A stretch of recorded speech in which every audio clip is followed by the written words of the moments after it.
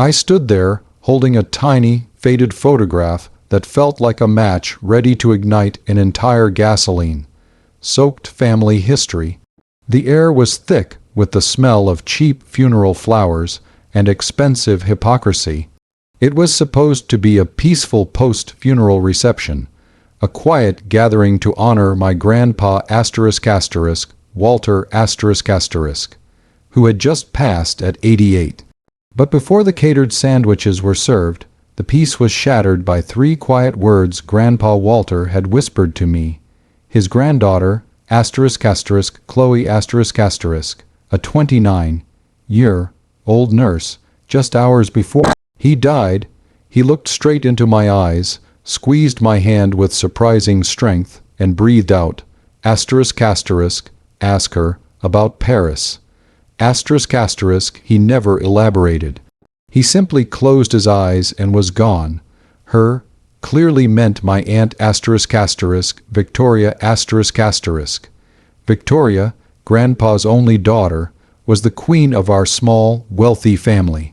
She was the one everyone adored, the one who handled the estate, the one who always seemed flawless. She sat now, dressed in tasteful black, accepting condolences with the grace of royalty. And I knew, the instant Grandpa whispered those words, that this wasn't about a pleasant memory. It was a detonation code aimed squarely at her. The core conflict landed instantly. Do I, Chloe, the quiet, non-confrontational nurse, honor my grandfather's final, desperate plea for a truth that clearly implicated the family darling, Victoria? Or do I respect the peace of the funeral and the family's image, let the secret die with Grandpa, and accept the reading of the will which left the bulk of his considerable $10 million estate, including the beach house I grew up visiting? To Victoria, the risk was total. Publicly exposing Victoria could lead to mass family alienation, or worse, invalidate the will entirely. But ignoring his plea felt like a betrayal of his trust. Was I wrong to prioritize a dead man's vengeful secret over the current family stability? Tell me honestly, would you have swallowed the words and stayed silent? Or would you have started digging for the truth about Paris immediately? To understand why Paris was a secret weapon, you have to understand the dynamic between Grandpa Walter, Aunt Victoria, and my father, Daniel ***. Grandpa Walter was a self-made real estate mogul. My father, Daniel, was Grandpa's only son, but also his perpetual disappointment. Dad was a gentle, kind soul, a high school history teacher who hated the cutthroat business world. Victoria, on the other hand, was sharp, ruthless, and ambitious. She joined Grandpa's company straight out of law school and quickly became his vice president, the designated successor. For decades, it was clear. Victoria was the heir. Dad was the afterthought. Grandpa's will, which was about to be read, was rumored to leave the main business and the vast majority of the liquid assets, about $8 million to Victoria, with Dad receiving the remaining $2 million split between the modest family farm and a small annuity. The crucial piece was the South Carolina beach house a place Dad and I cherished, where Grandpa and Grandma had lived for the last 20 years. Victoria was expected to inherit it, sell it immediately, and add the profits to her share. The betrayal, I sensed, wasn't just about money. It was about the decades of emotional manipulation Victoria used to isolate my father. She constantly undermined Dad's career choices, mocked his low-paying job, and subtly implied he was too weak and unintelligent to handle the family legacy. Grandpa, despite his love for Dad, was a businessman first, and Victoria's competence always seemed to outweigh Dad's quiet kindness in his final decision-making. The Paris clue, however, pointed far back, to a time before the business success. It pointed to 1988, the year Victoria, then 20, was supposedly studying abroad in France for her junior year of college. Every family story from that year featured Victoria as the diligent, serious student focused solely on her studies. But why would Grandpa, 37 years later, use a final message to question her time there? I couldn't wait for the will reading. I immediately excused myself and went straight to Grandpa's study, the one room Victoria had sealed off for the appraisal. I knew she was being thorough, but Grandpa, the methodical businessman, always kept one secret analog filing system. I searched behind the heavy leather-bound books on his highest shelf, just like he taught me when I was a child looking for Christmas presents. And there it was, a small, antique metal lockbox, the kind used for old documents. The lock was simple, and I knew the combination Grandma's birthday. Inside the lockbox, there were 4 items. 1. An official, recent copy of his will, dated 6 months ago. 2. A small, sealed envelope addressed to Mr. Davies, the estate lawyer **. 3. A faded receipt from a high-end Parisian watchmaker **, dated July 1988, for a very expensive lady's watch. 4. The key item, a stack of blurry, slightly creased photographs taken in Paris, 1988. The photographs were the first shock. They weren't of Victoria studying. They were of Victoria, looking incredibly young and carefree, not with a study group, but with a tall, handsome man. She looked absolutely infatuated. The real shock, however, was in the background of one photo, a sign for a famous, luxurious, and highly secretive private medical clinic in the 16th arrondissement of Paris. The clinic specialized in discreet, high-profile procedures. I quickly checked the receipt. The watch was purchased just 5 days after the date on the photo taken outside the clinic.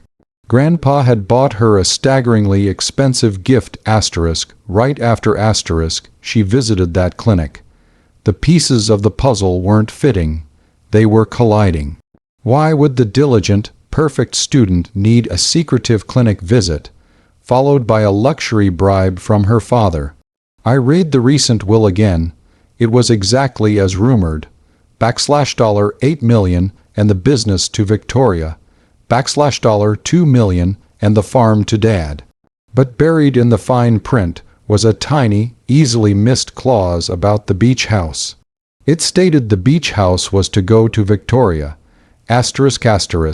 unless Grandpa's lawyer received specific instructions regarding an undisclosed trust, established in 1988, prior to the will's signing. This trust was only to be activated upon Grandpa's death, and had to be triggered by a document presented before the reading of the primary will. The trust contained a single asset, the South Carolina beach house I realized the entire will was a massive, expensive decoy. Grandpa intended for Victoria to get the business, but he had created an escape hatch for the most sentimental piece of the estate, the beach house. His final message, ask her, about Paris, was the instruction for me to find the key to that secret trust, the evidence of her 1988 deceit. The last item was the small, sealed envelope addressed to the lawyer, Mr. Davies. I carefully opened it. I knew I was crossing a massive ethical line, but my loyalty was to Grandpa's final justice. Inside was a simple notarized declaration, signed by Grandpa just 3 months ago. It stated, Asterisk asterisk.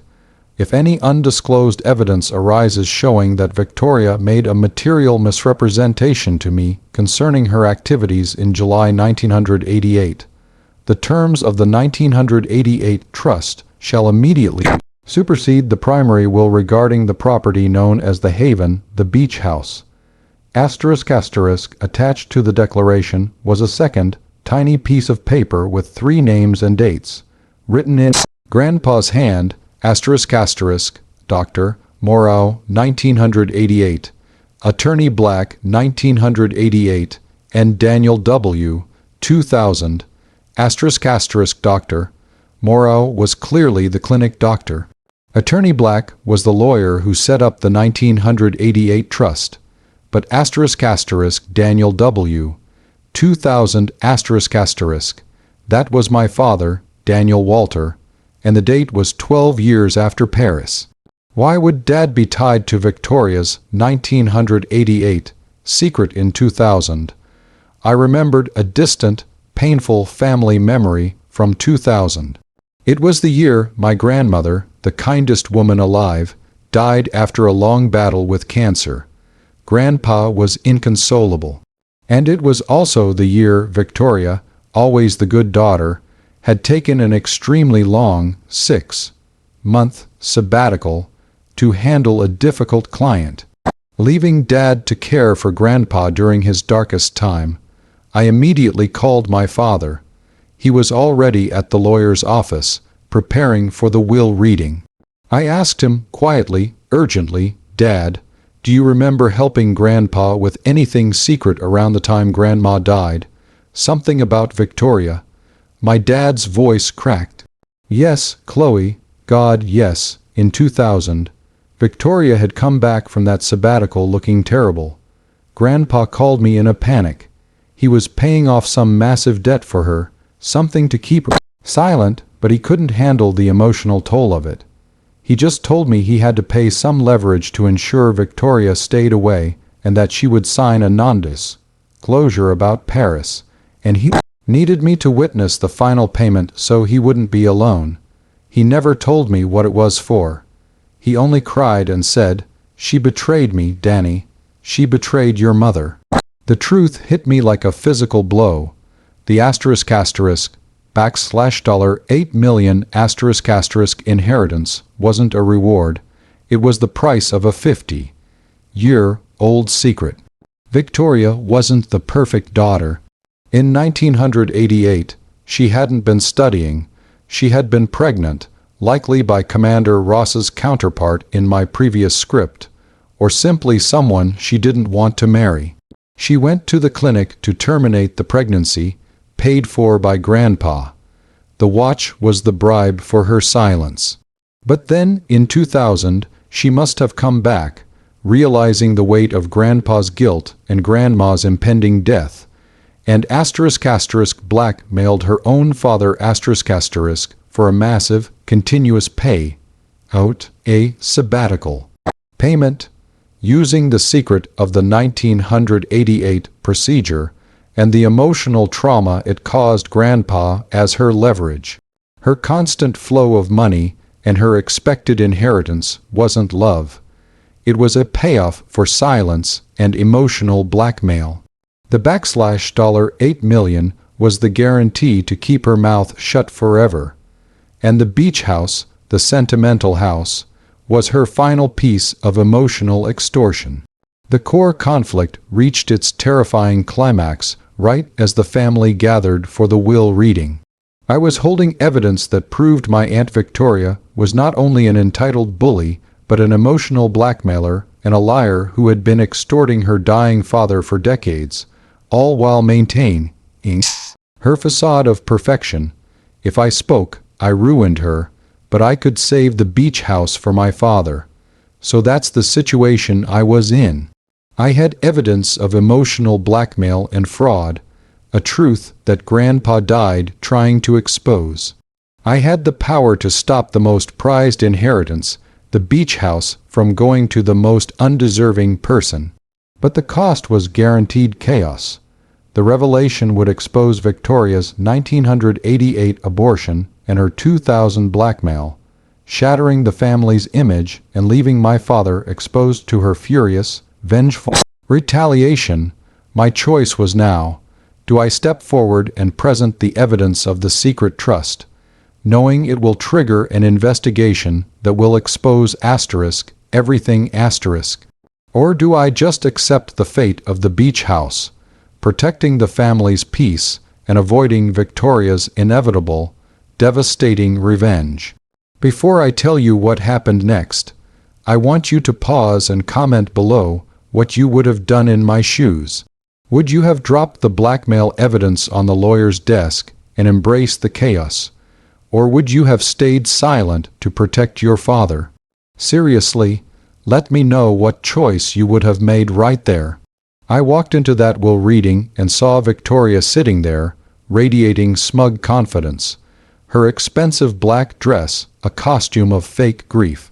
I knew I couldn't be subtle, and I couldn't let her win the beach house, the only place Grandpa and Dad ever truly connected.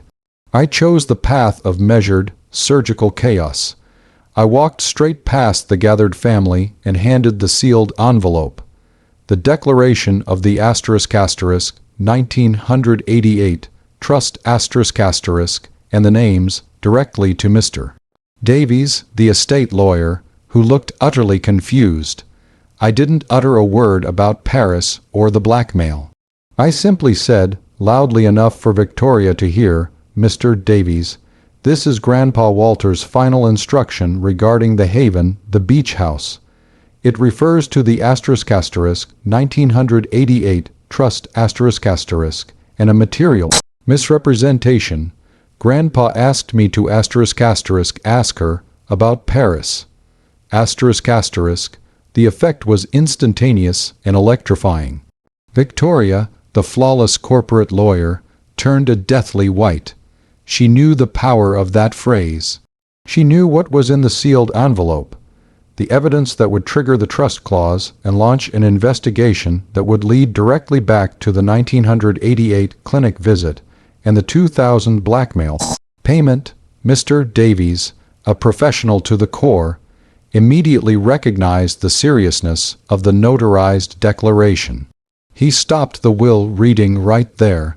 He looked at Victoria, then at me, and announced, based on this unexpected declaration and evidence of a prior trust, the distribution of the property known as the Haven is immediately halted, pending an investigation into the trusts clause regarding material misrepresentation. The rest of the will's reading must be delayed.